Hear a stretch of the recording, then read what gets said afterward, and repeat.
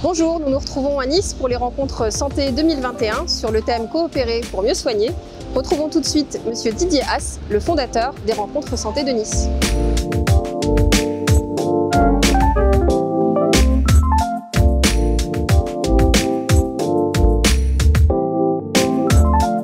On a un retour des congressistes, des intervenants qui est excellent, des partenaires également, une session très riche, très dense, sans langue de bois, ce que j'aime beaucoup moi ici aux rencontres santé de Nice, et vraiment des débats avec la salle, des débats entre les uns et les autres. Et on a eu effectivement ce regard également international avec notamment nos amis du Québec, avec nos amis d'Italie, avec nos amis de Suisse, avec nos amis de Belgique. Donc très positif, une bonne ambiance toujours avec ce qu'on appelait l'esprit de Québec au départ, qui est devenu maintenant l'esprit de Nice.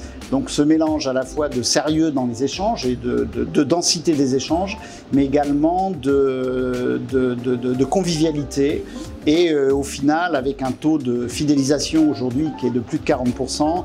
Donc une forme de club où les gens reviennent chaque année, ils savent qu'il y a un rendez-vous à Nice.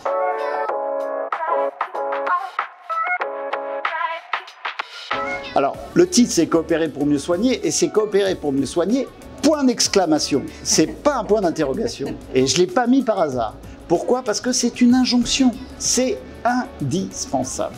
Tout le monde l'a dit, on l'a vu en période de Covid. Je veux dire, si le public et le privé n'ont pas coopéré efficacement, notamment sur des zones où il y avait effectivement des problèmes majeurs, ça ne peut pas fonctionner. Ça ne peut pas fonctionner sur une prise en charge territoriale. On est obligé de le faire. Et c'est vrai aussi avec la médecine de ville, c'est vrai aussi avec le secteur médico-social. Donc il faut absolument coopérer. Donc c'est une nécessité absolue. Ça ne se décrète pas la coopération, ça se construit. Et il y a un certain nombre d'éléments nécessaires. Et bon, j'en cite 2-3 que j'ai en tête aujourd'hui.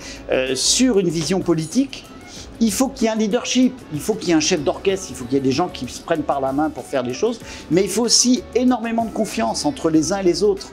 Et finalement, quelqu'un l'a dit, pendant le Covid, il y a eu des exemples d'hôpitaux qui ont travaillé avec des cliniques privées, parce qu'effectivement, les directeurs se connaissaient et ça s'est très bien passé. Bon, ça c'est un peu artisanal. Après, c'est la question comment on met ça à la fois sur le plan institutionnel, sur le plan politique bien évidemment, sur le plan juridique, et vous l'avez fort bien dit ce matin, finalement comment arriver aujourd'hui à pérenniser tout ce qui s'est mis en place dans la période de pandémie, par la nécessité fait loi, et aujourd'hui comment on fait pour poursuivre ce cheminement. Je pense qu'il y aura des conséquences extrêmement bénéfiques, mais avec une petite crainte quand même qu'on revienne aussi à nos vieux démons et à tous ces cloisonnements dont on souffre plus que d'autres pays. On l'a vu ce matin dans les débats, le Danemark a quand même fait des choses extraordinaires.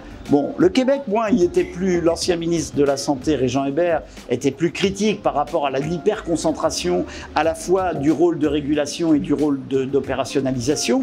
Mais en tout état de cause, il y a certainement des solutions et les solutions sont simples.